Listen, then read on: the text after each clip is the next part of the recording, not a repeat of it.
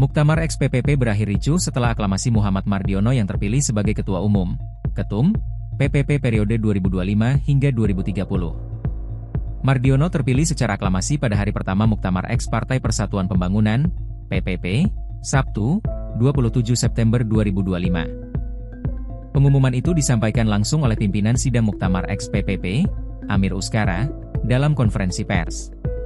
Usai pengumuman tersebut, Muktamar ex PPP pun berlangsung rusuh. Dari video yang viral Minggu, 28 September 2025, bahkan para kader PPP saling lempar kursi dan baku hantam.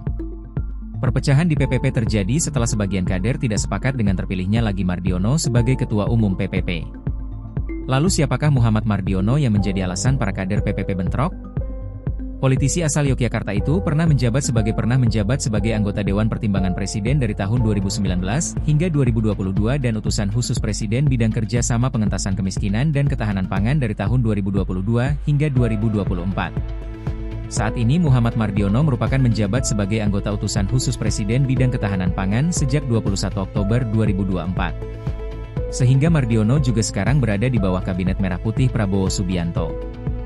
Di PPP, Mardiono sempat menjadi pelaksana tugas Ketua Umum Partai Persatuan Pembangunan sejak 5 September 2022.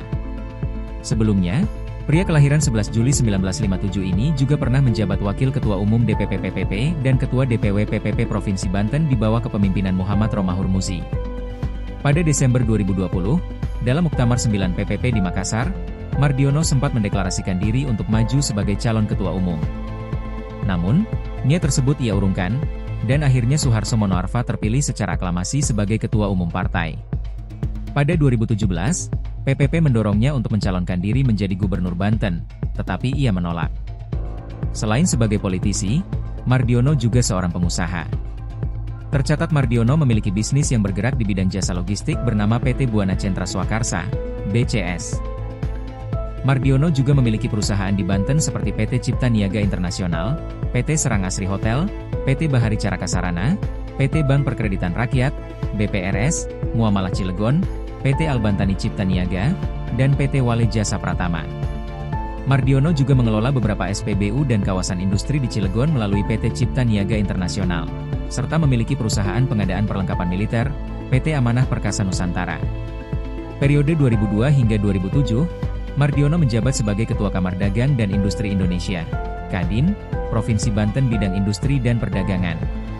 Periode 2007 hingga 2012 dan 2012 hingga 2017, menjabat sebagai Ketua Dewan Pertimbangan Kamar Dagang dan Industri Indonesia, Kadin, Provinsi Banten.